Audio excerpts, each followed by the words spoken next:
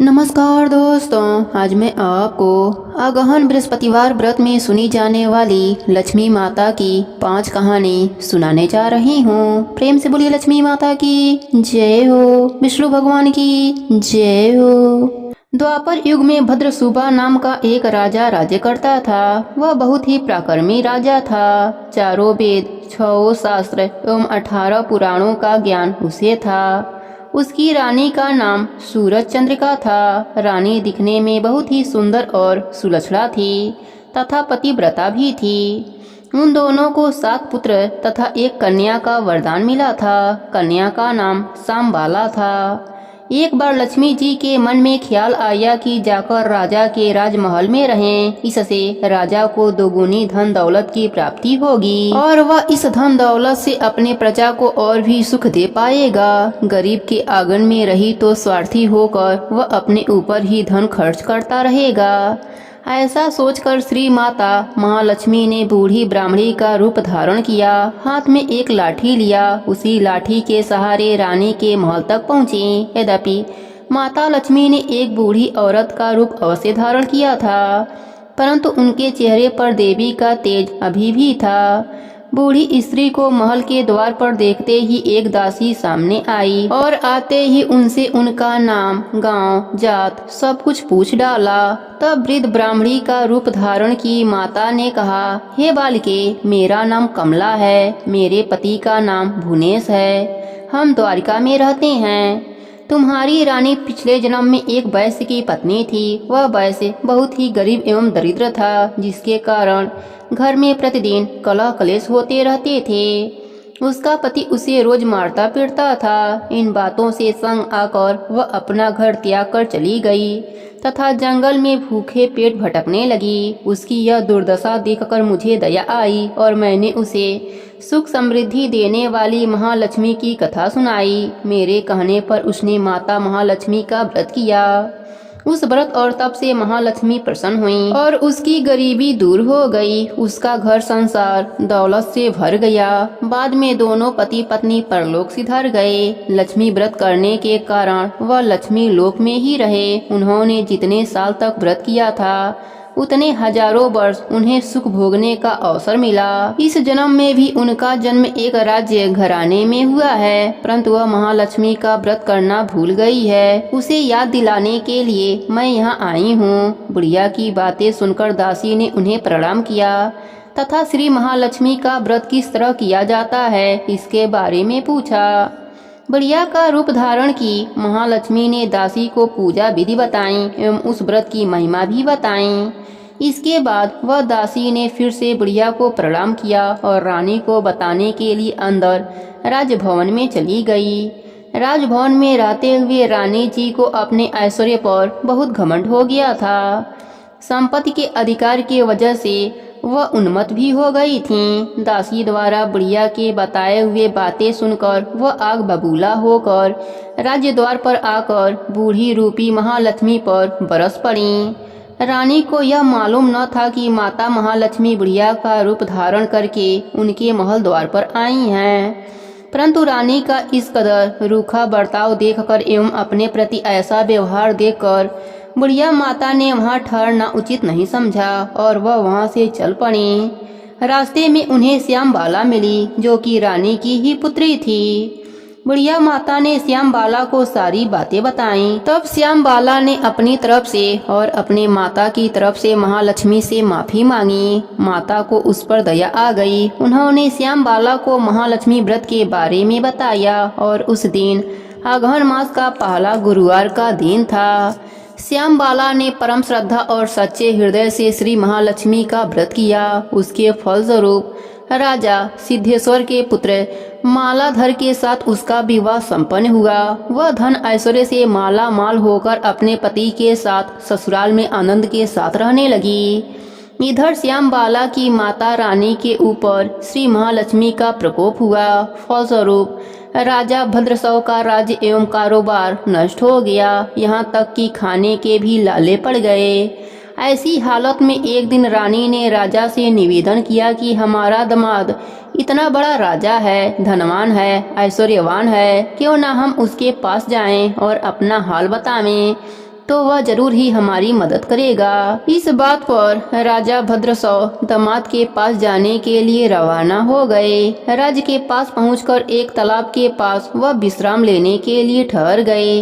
तालाब में पानी लेने आते जाते दासियों ने पूछा और उन्हें पता चला कि रानी श्यामबाला के पिता हैं। तब दासियों ने दौड़ते हुए जाकर श्यामबाला को सारी बातें बताई। यह सुनते ही रानी श्यामबाला ने दासियों के हाथ राशि परिधान भिजवाकर ठाट बाट से उनका आदर स्वागत किया, खान पान करवाया और वह लौटने लगे तो सोने के मोहरों से भरकर एक घड़ा भी दिया। राजा भद्रश्रवा जब अपने राज्य वापस लौटे और उनकी रानी ने उन्हें देखा तो बहुत प्रसन्न हुई। उन्होंने सोने से भरी हुई मोहरों को जब खोला तो घड़े में धन के बदले कोयले मिले। यह सब माता महालक्ष्मी के प्रकोप से हुआ था। इस प्रकार इसी दशा में बहुत दिन बीत गए। इस बार रानी स्वयं अपनी कन्या श्यामबाला के पास गई। उस दिन अघन मास का अंतिम गुरुवार का दिन था। श्यामबाला महालक्ष्मी व्रत पूजन कर रही थी और अपने माता से भी महालक्ष्मी का व्रत एवं पूजन करवाया। बाद में रानी अपने घर आई। माता महालक्ष्मी का व्रत करने के कारण उन्हें अपना खोया हुआ राज्यपाट और धन दौलत ऐश्वर्य सब कुछ फिर से प्राप्त हो गया और फिर वह सुखपूर्वक अपने जीवन बिताने लगे। कुछ दिनों के बाद राजकुमारी श्यामबाला अपने पिता के घर आईं। अपने पुत्री को अपने घर देखकर रानी को पुरानी बातें याद आ गईं। यह कि श्यामबाला ने घड़े में कोयला भर कर दिया था और जब दूसरी बार उसकी माँ स्वयं रानी उसके घर गई थी तो उन्होंने उसे खाली हाथ ही विदा कर दिया था। इसी कारण से उन्होंने श्यामबाला का कोई भी आदर सत्कार नहीं किया बल्कि अनादर ही किया। श्यामबाला ने इस बात का कोई बुरा नहीं माना और अपने महल लौटते समय अपने पिता के घर से थोड़ा सा नमक लेकर अपने घर पहुंची। जब उनके पति ने पूछा कि मायके से क्या लाई हो, तब श्यामबाला ने बोला, वहाँ से मैं सार लाई हूँ। पति ने पूछा, इसका क्या अर्थ होता है? श्यामबाला ने कहा, थोड़ा धीरज रखो, समय आने पर सब मालूम चल जाएगा। उस दिन श्यामबाला ने सारा भोजन बिना नमक के बनवाया और परोसा भी। जब पति ने भोजन चखा तो नमक रहित भोजन बेस्वाद लग रहे थे। तब श्यामबाला ने थाली में रखे नमक को भोजन में मिलाया। तब भोजन स्वादिष्ट लगने लगे और उसी समय श्यामबाला ने बताया कि यह उसके मायके का सार है। पति को उसकी बातें समझ में आ गईं और सही भी लगी। दोनों ने स्वाद लेकर भोजन किया।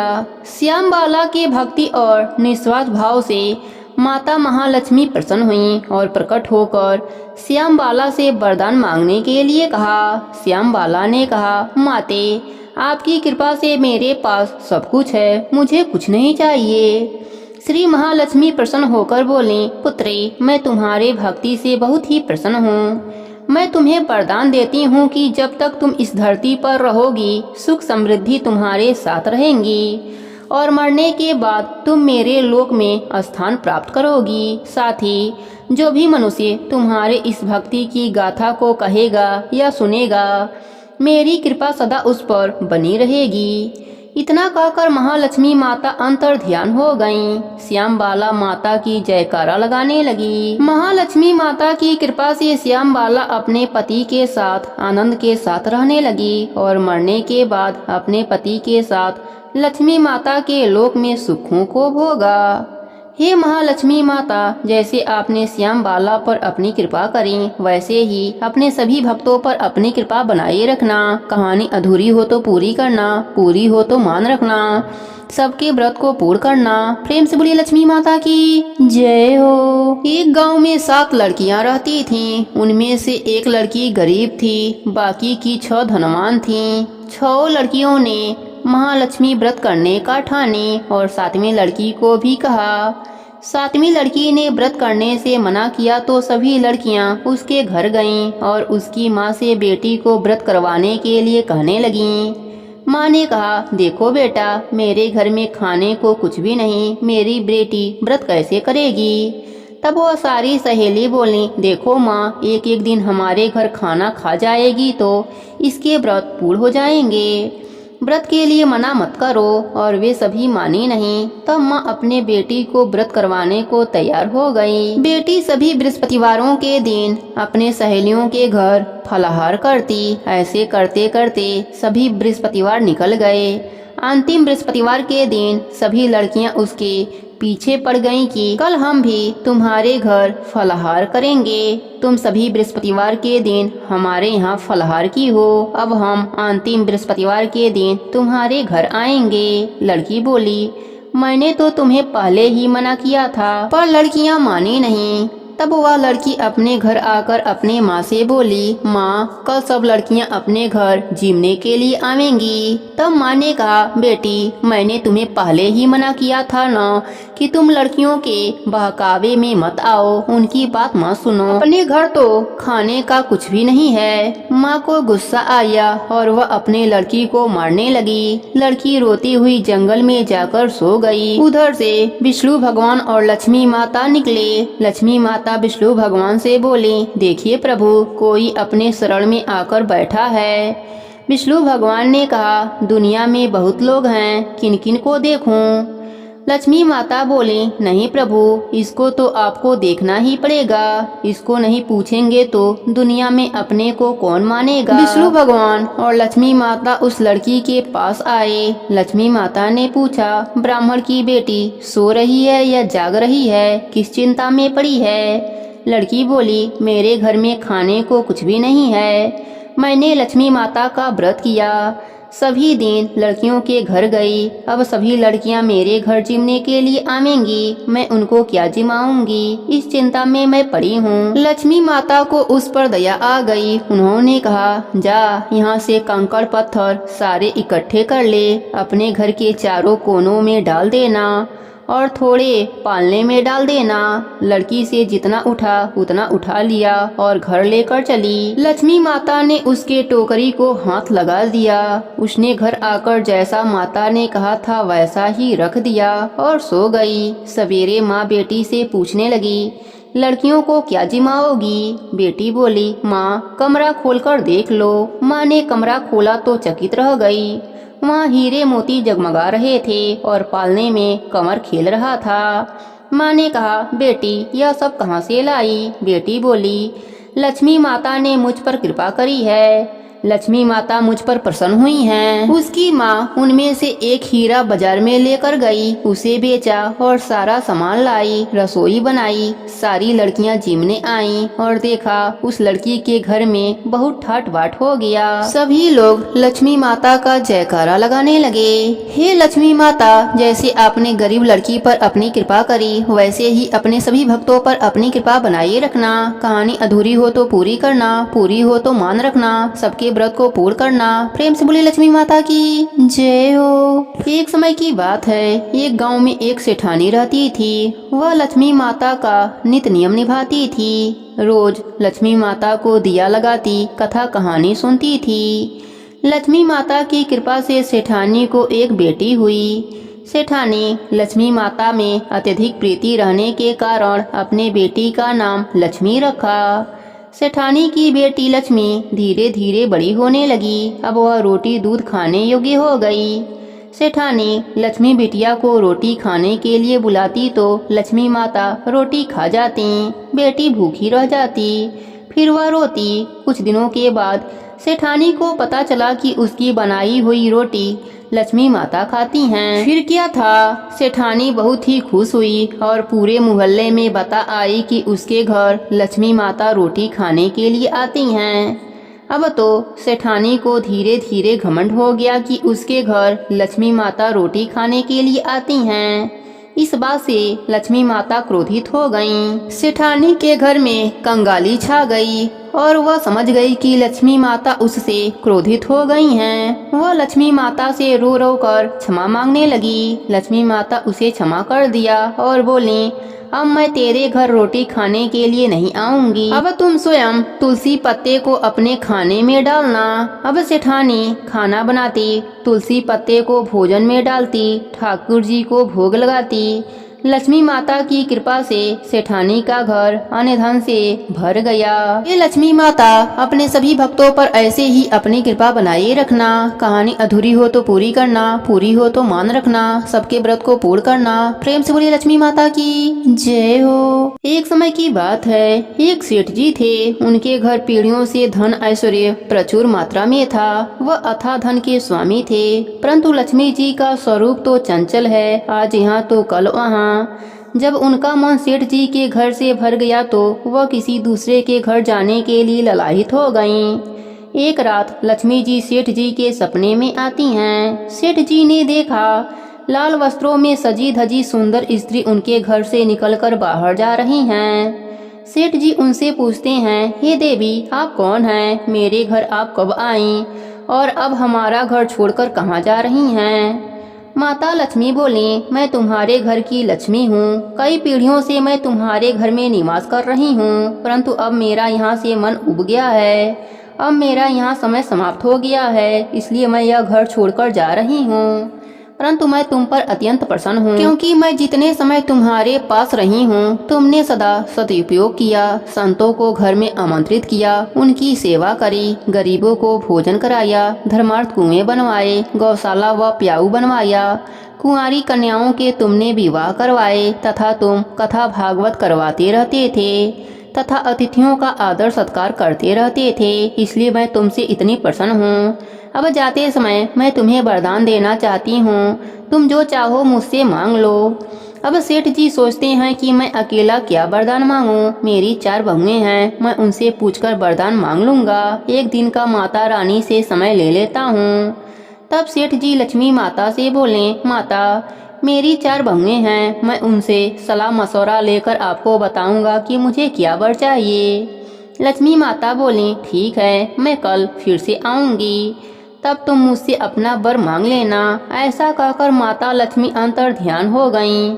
अब सेठ जी ने सुबह उठते ही चारों बहुओं को बुलाया और उन्हें अपने सपने के बारे में बताया और उनसे सलाह मांगी। सेठ जी की सबसे बड़ी बहू बोली, आप माता रानी से सारा गोदाम अनाज से भरवा लो ताकि हमें खाने की कभी भी कमी न हो।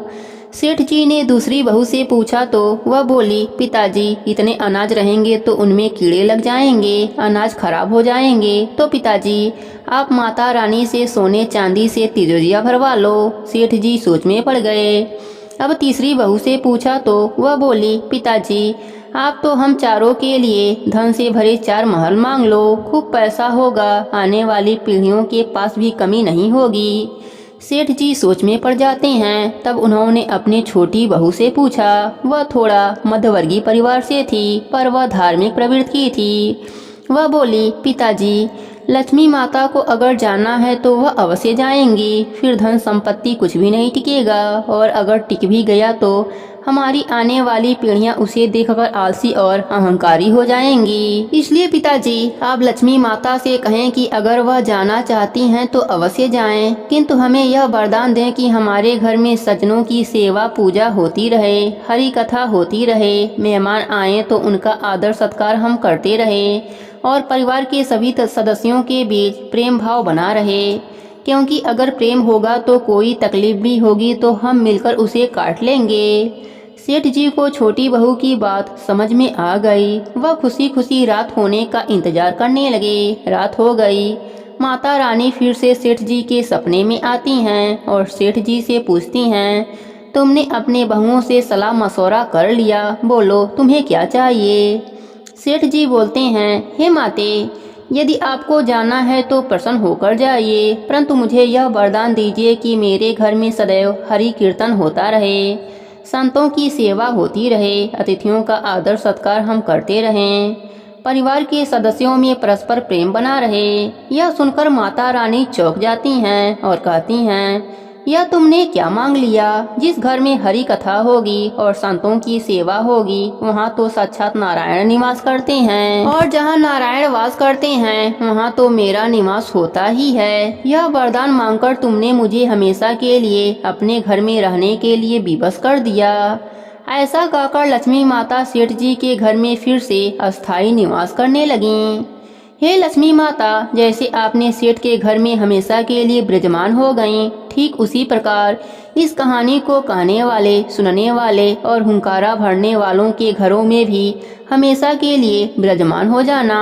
कहानी अधूरी हो तो पूरी करना, पूरी हो तो मान रखना, सबके व्रत को पूर्ण करना। प्रेम से बोलिए लक्ष्मी माता की जय हो। एक गांव में एक बुढ़िया रहती थी। उसके 4 बेटे और 4 बहुएं थीं। छोटी बहू सच्ची मन की साफ और लक्ष्मी माता की परम भक्त थी। बुढ़िया अपने छोटी बहू को बहुत स्नेह करती थी, जिस वजह से बाकी बहुएं उससे चिढ़ती थी। बुढ़िया के पास 4 गायें थीं। एक बार बुढ़िया 1 महीने के लिए तीर्थ पर जाने लगी तो अपने बहुओं को बोली कि सभी एक एक गाय रख लो और गाय के दूध से घी बनाकर तुम सब जमा करना। 1 महीने बाद आकर मैं देखूंगी कि किसने ज्यादा घी इकट्ठा किया है। इससे तुम्हारी योग्यता का पता चलेगा। यह सुनकर बड़ी 3 बहुएं बहुत खुश हुईं, क्योंकि वह जानती थीं कि छोटी बहू घर के कामकाज में इतनी तेज नहीं है। उसका ज्यादा समय तो भक्ति में जाता था। उसे दूध जमाना और दही पिरोना नहीं आता था, तो वह क्या घी बनाएगी। यह बात सोचकर सभी बहुएं बहुत खुश हो गईं। अगले दिन सास चली गई। सभी बहुओं ने अपने अपने गाय को अपने कमरे के आगे बांध लिया। छोटी बहू सबसे पूछती रही कि क्या करना है, कैसे करना है, परंतु उसे किसी ने कुछ नहीं बताया। वह भोली अब क्या करती।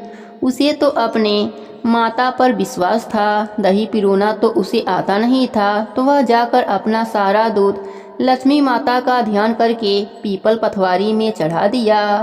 पूरा महीना ऐसा ही करती रही। पूरा महीना बीत गया। तीनों बहुओं ने डब्बा भरकर घी जोड़ रखा था। छोटी बहू के पास कुछ नहीं था।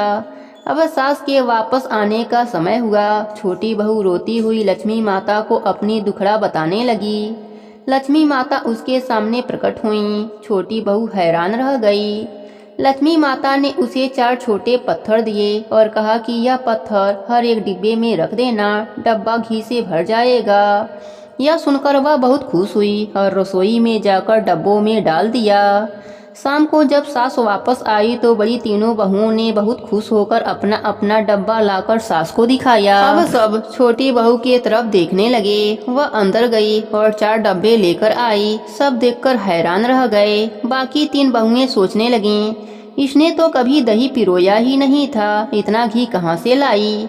जरूर इसके पति ने लाकर दिया होगा। तब छोटी बहू बोली, मुझे तो दही पिरोना आता नहीं था और ना ही मुझे किसी ने बताया।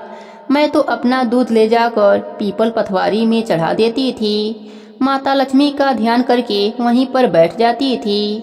माता लक्ष्मी ने मेरा सत रखा और मेरा घी मुझे वापस दे दिया।